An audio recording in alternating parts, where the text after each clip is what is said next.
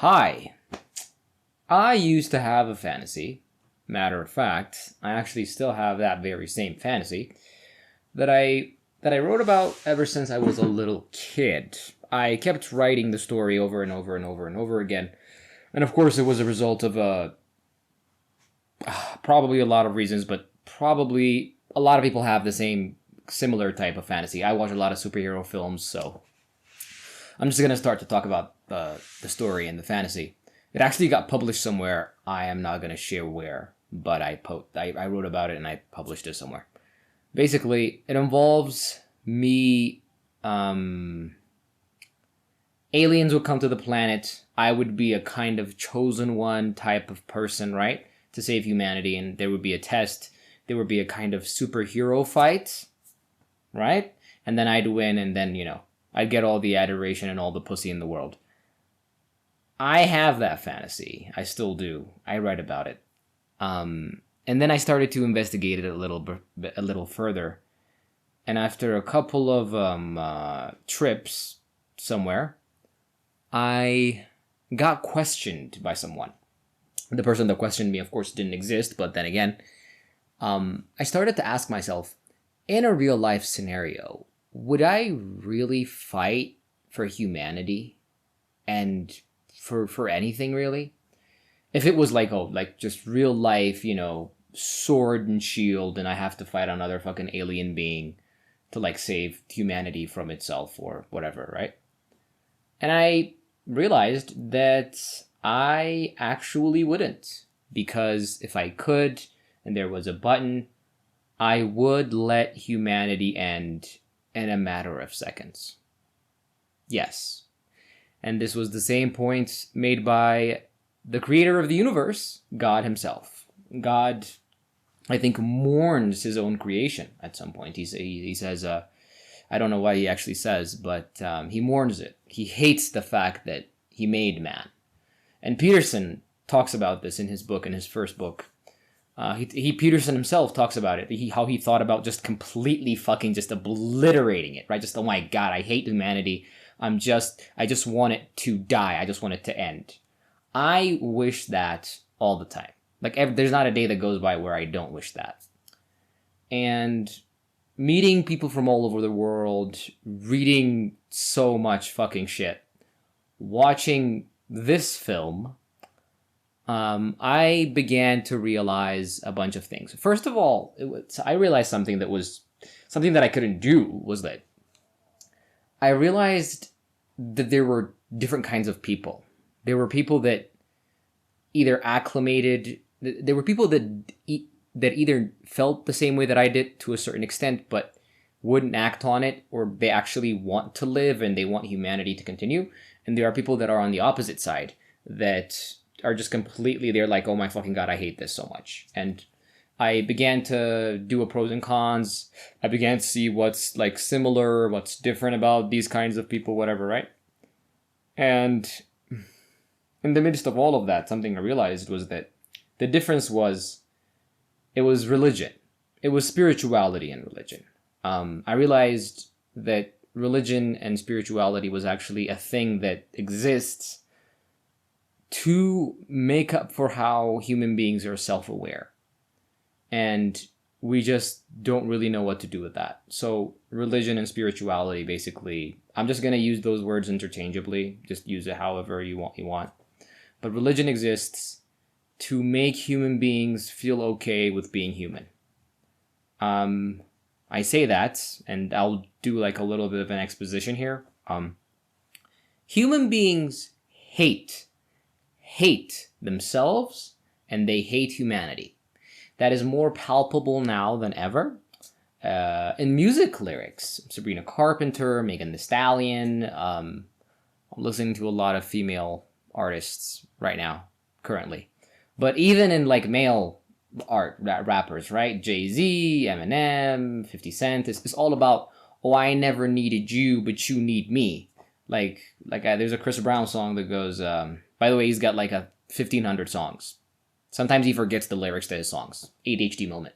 Just forget it. But Chris Brown song, there's a song that goes, I have never heard your name, but you know my name. Right? So this, all of these people talk about it like there's a sense of empowerment sometimes for women where like, oh hey, I never beg a guy, I never look for dick, I've never wanted, but I have been wanted all my life. I am that person. And we all want to feel like that fucking person. And that sense of wanting another person, we hate that.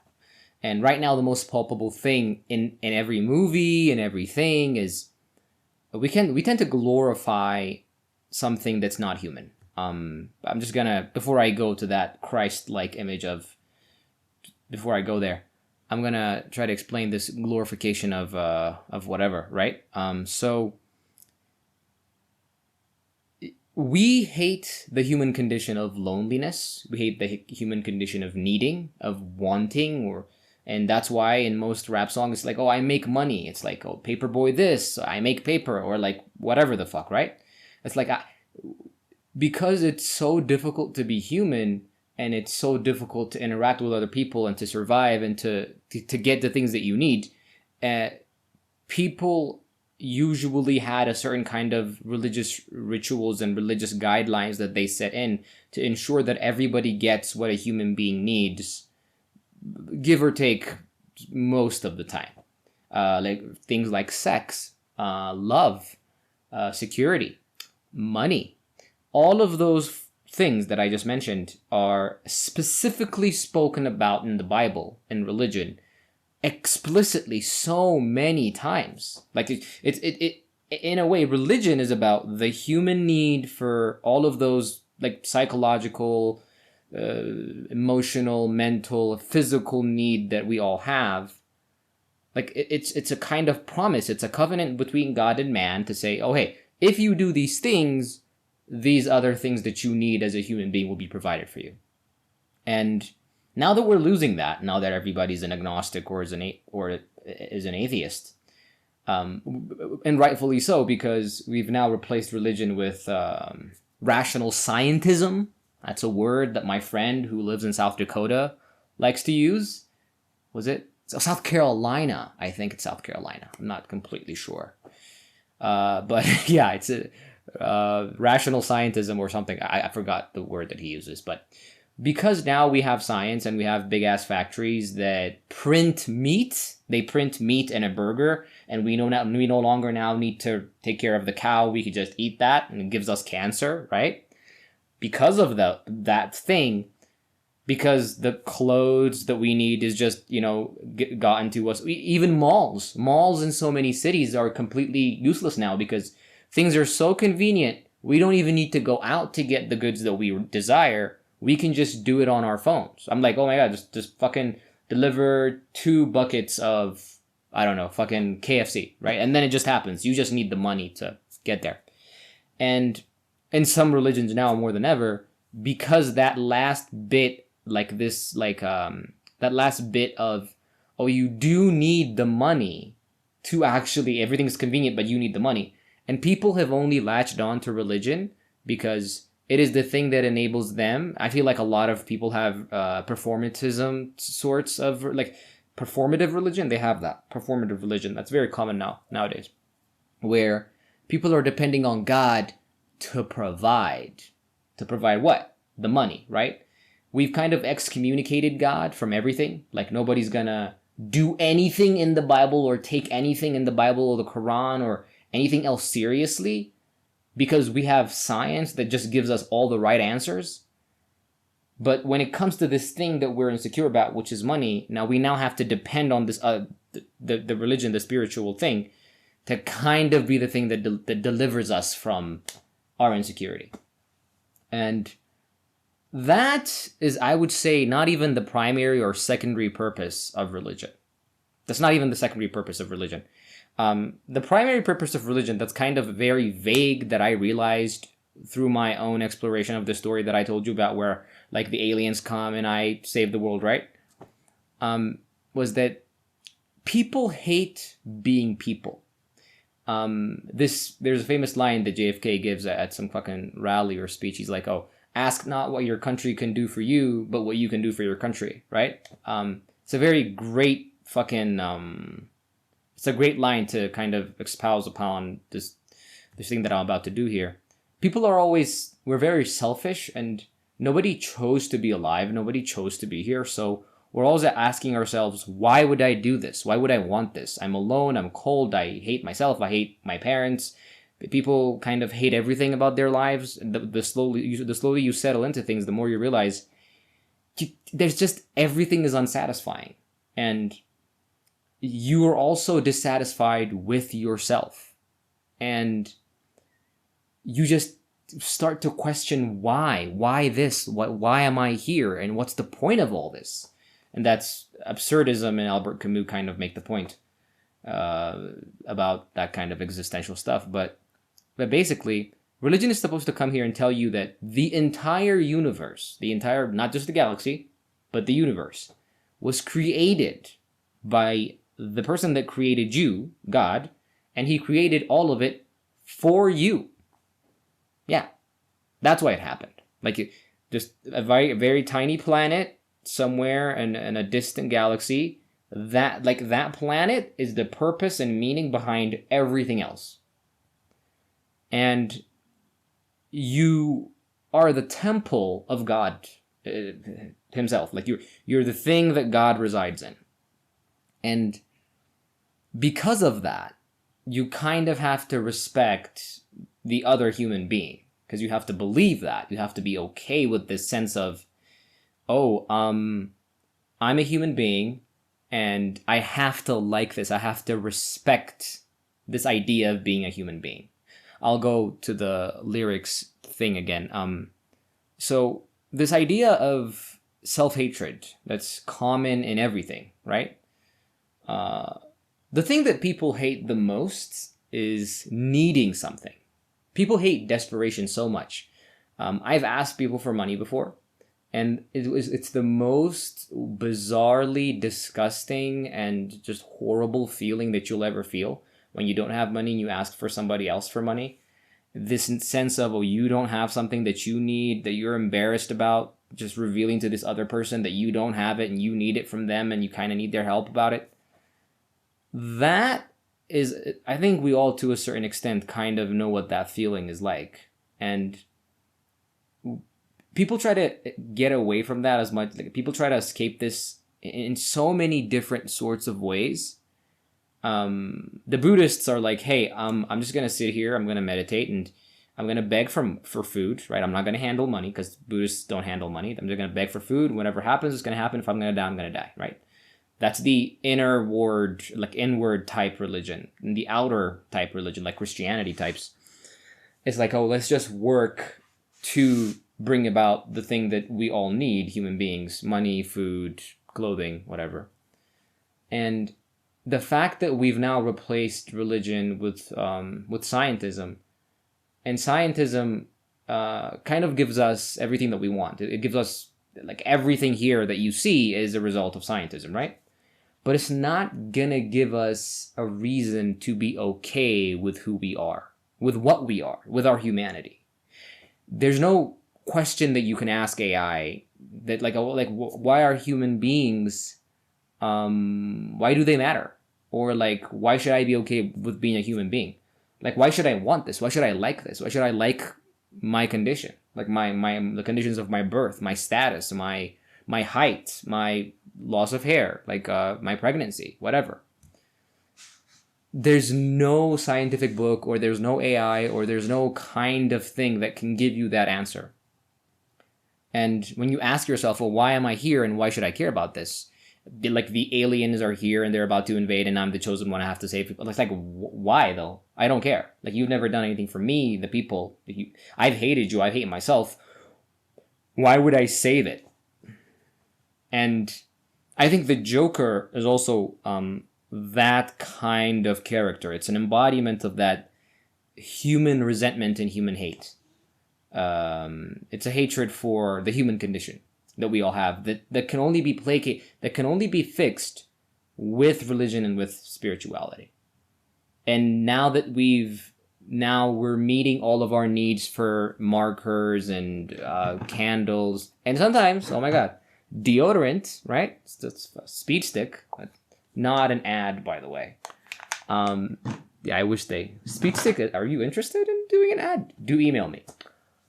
But yeah, so the point being, uh, it was to give us what we like. It was to make us okay with being human. Everything passes, right? People divorce, love fades, children hate you. Sometimes they never call you. Your children also die. Yeah. Sometimes you kind of work so hard for 5 years to attain some kind of position and like at a certain kind of job, and you were kind of saving and you're doing everything you can. Everybody was encouraging you, and then you get cancer, right? And then scientism is like, hey, like treatment for leukemia is very cheap, but then when you die or like you've got bone cancer and you're suffering so hard, it's like you just like what the fuck was it? Like even when you do have the money in a way, if you're looking at it, because you're not okay with your condition, with your humanity, and you're trying to just the moment people get money, what happens is the money kind of they use it to silence the human need for they go out and they try to hit on a girl, and when the girl says no, it's like, oh, who the fuck is this bitch? Like, right, I'm so rich, I could get any other girl, I don't need to feel this, right? And it's like, oh, I have this money, I have this status, they should come to me, like the people should come to me. I don't want to have to feel this desperation, this need to ask for the things that I physiologically, psychologically, emotionally need. We use scientism and the products of scientism and the Industrial Revolution to be the answer to quiet the question of why should I be okay with being human? And it never gives you the answer. You just try to wash away the symptoms with drugs, with sex, with people. People are such a distraction, and this dopaminergic hit of meeting a new person, just texting and Twitter, and Brett Weinstein tweeting, I don't know, texting Elon 1 billion times because he thinks he's so fucking important. Another fucking video. Like just that, right? That's what we fucking do. And because it never gave us the answer, we stick to this thing that we know most, which is that if I'm secure, like the things that I need, I can just purchase with money. And then when you have a gender war, like we do now, we get upset about it. Like there's the red pills people, and then there's that girl who said she'd never get married and like literally made so much content for years, I think, about why women should never marry and then ended up getting married. It's such a fucking great segue, by the way. So women and men have always resented one another. Like there's a natural weird thing between women and men because we need each other, but we're slightly different. We're very different people. Not slightly, but just like moderately different. Different in the ways that count when it comes to forming a bond. Like evolution tries to do its best to like just, but it kind of stopped midway. And this was like since ever, right? Women can't exist without men and men can't exist without women. And what kind of gave it a certain kind of middle ground for thousands of years was religion. It's like, oh, hey, you're a woman. Okay, you're going to do this. You're a man. Got to do that. And we kind of equalize the thing. And then when they come together, hopefully they come together. When they come together, it's like if there is a quarrel, if there is some kind of fight, if there is some kind of problem, it's like, but what did you do? But what did and there's an expectation of a kind of role to assume as a woman, a kind of role to assume as a man, and all of that, right? But now that we've like done away with any of those, like we've got birth control, which is great. I'm pro birth control, right? We've got women who work with men now. Women can technically in some fields, women are out earning men, so they don't need the security as much. And I've actually heard the most dumbest argument I've ever heard from a woman. And this is actually from the, Jung talks about this a little bit. It's from this, a lot of cultures talk about this. I'm studying Polynesian cultures as well. But I've heard a woman say, now that a woman can go out and she can do whatever she wants and she can earn money and she's secure and such, why would I need a man? I can just pay my own bills. Like, you fucking stupid whore. That's not what that's not what women needed men for. That's not how why you need another person. But that sense of why she said that 100% came from as a result of people are now people hate needing. People hate needing another person. It sucks. I fucking hate that I have to go out and I have to date. Like I have to, like, oh my god, like I need you to love me. I need you to sleep with me. I hate doing that, right? And but like if there was a spiritual religious kind of text that you followed and you adhere to, it's like, hey, this is the natural way that you're supposed to do it. You're supposed to do it this way, not supposed to do it that way, this way, but you do it. And it most of the time works. 75% of the time. Wait. 79% of the time it works, because no system is perfect. And yeah. And some people will never find anyone. I'm just going to put it. Some of you people, never, ever. That's just not how life works. Life is unfair. I'm sorry. And I may be one of these people because I'm slightly autistic and fucking weird. But moving on. So there's so much of that. Like this lady that I talked about, like from Tech Talk, that like advocated for not just like marriage is like she had a lot of talking points about how marriage is about the enslavement of women and how it's about the ownership of women, whatever, right? And now she's engaged to be married. Hopefully, I hope the marriage works out. I really, really do. So happy for you. But that resentment, that sense of having to be in this situation with a man to assume a kind of role, to be submissive, because we've done away with these things that we thought were archaic, that didn't really serve us with religion, spirituality, right? We're now asking ourselves, now that science can give me everything that I want, and I can actually go out and work and do all of these things, why would I assume this role? Like, why can't we be equal? Why can't it be go this way? And we're slowly finding out why that will never work. And why we'll just fucking go extinct. Some people are okay with that. Most countries are below replacement. Most groups, a lot of groups to a certain extent, will go extinct. Probably. And actually, a lot of groups have went extinct. Even in the past, Spengler talks about this. Maybe this is just a natural cycle of culture, of humanity. When you realize that everything that you technically need can be had if you cooperate enough and if people work together, and then you abolish the spiritual backbone and that held the fabric of your society together, and then you try to replace it with the thing that you're using to bake bread, science, heat, electricity. You try to concoct some kind of a kind of solution for your emotional spiritual needs. You're like, nah, I hate that I have to adhere to this nonsensical thing. I don't have to pray 5 times a day. So why don't I just never pray? And this problem that I have, I'll just take magnesium for my anxiety. I'll do a 10-minute meditation.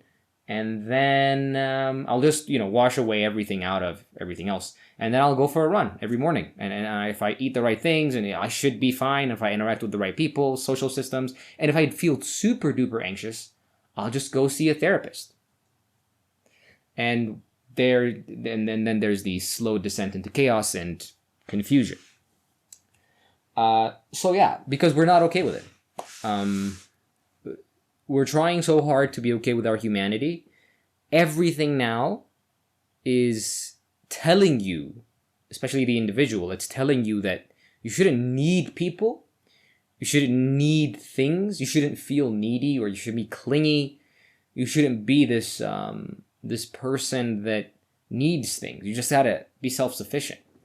But we're literally apes that evolved to live amongst each other, regardless of what, right? Like, we need each other to survive, and that's what that's what religion served. It told you, hey, the universe was made for you.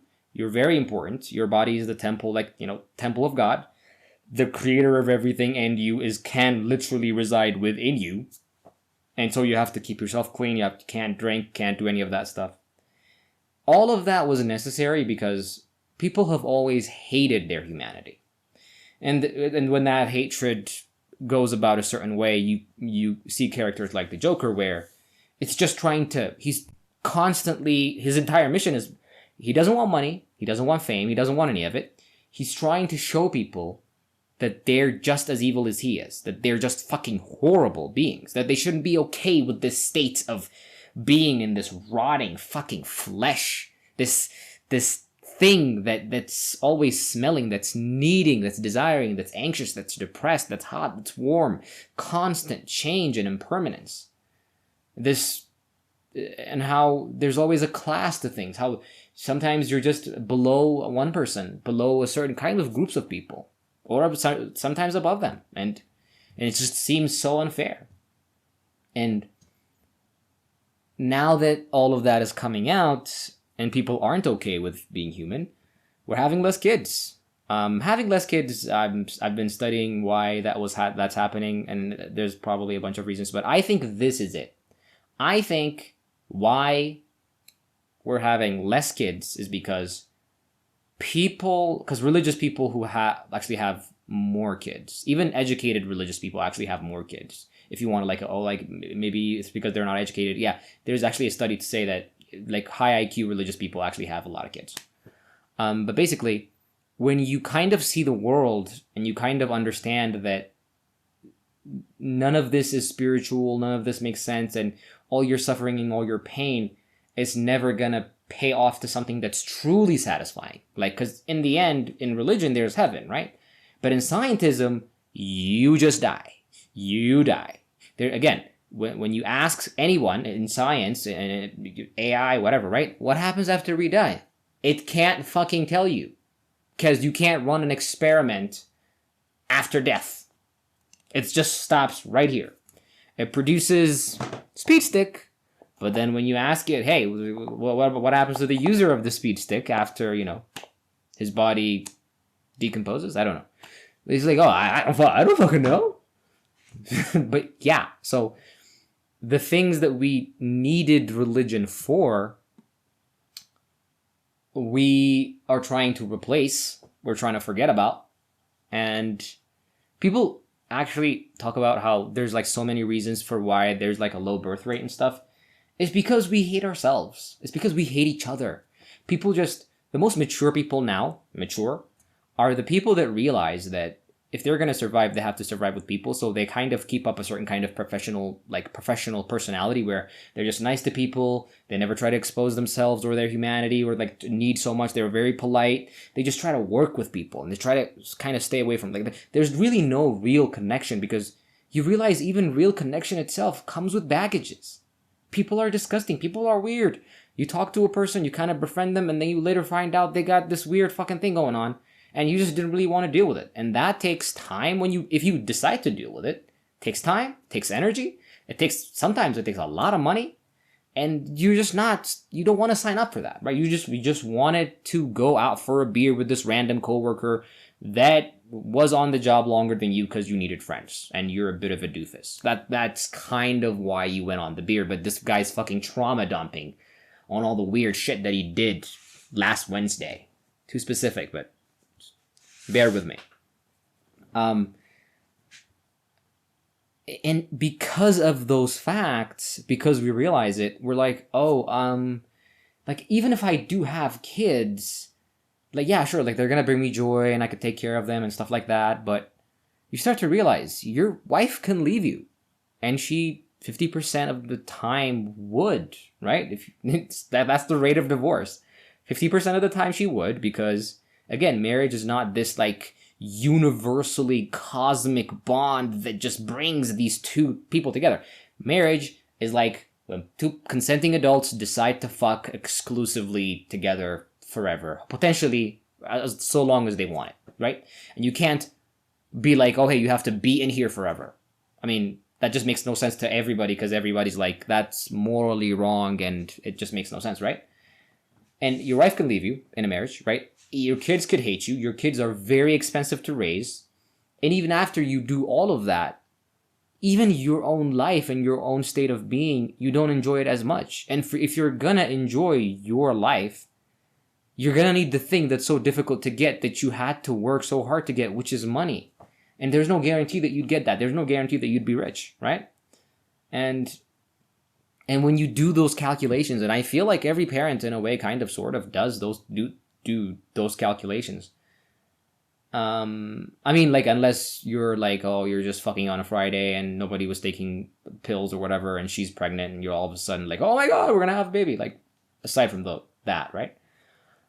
And you realize, like, why would you let go of your life? Like, you've done the thing that you need to do, which is be a decent person that people can trust and rely upon, so that you deliver on a certain quality of, work for a certain kind of time and gain whatever kind of remuneration. That's a nice word, right? Like, it means reward. If you can gain that reward, you could just use that. Like, why the fuck would you need? Like, why would you be dependent on a child? That's like all of it, because life teaches you gotta do it on your own, but a child is just a liability. It's a liability. Like, it makes no sense. And because technically, because you're so devoid of religion and, like, you're so devoid of spirituality, everything is sort of in a way a liability. Even your own body, your own physiological, sexual, emotional, cognitive needs are a liability. If you're gonna talk to someone, like right now, like if you're gonna sign up for BetterHelp, not an ad, you're gonna have to pay. You're gonna have to pay. Like, and everything is just another fucking bill away. And so it's that realization, people just don't like being inside of a human body. They don't like having the human experience. Even in the 1960s, when Ram Dass and all those fancy people came back, it's so like the people that followed them, the people that were there. I'll insert a clip here, maybe, if I don't get flagged. But yeah, people just wanted to be okay with being human. It's like people wanted to just live, and they wanted to be okay with doing that.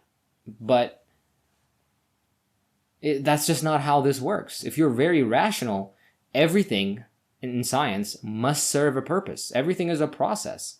You don't just do something all of a sudden, right? Like, as much as the economy works rationally on human desire, like, why should somebody want, I don't know, something that's completely useless? Like, I don't fucking know, Labubus, right? Why would I want 100 crates of Labubus, whatever, however you fucking ship them? And just as much as somebody doesn't just fucking go out and do something completely useless, just in that economic sense, a sane person, when you think about things like that in a rational way, and like science,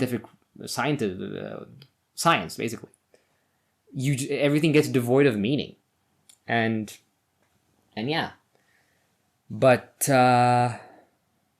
it is a problem that I'm observing now, because it sucks to be human, and there's no guarantees.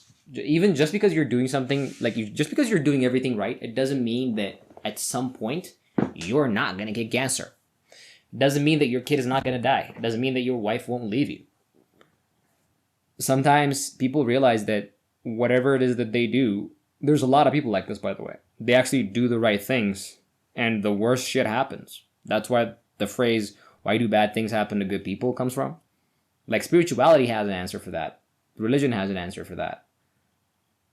Science doesn't. And the modern world doesn't. You just cope. And sometimes you cope with alcohol, or sometimes you cope with people. Sometimes you join groups. You, do shit, right? But there's nothing that science can give you to basically tell you, hey, it's okay that you were taking SSRIs for 7 years and now you can't have an orgasm as a side effect.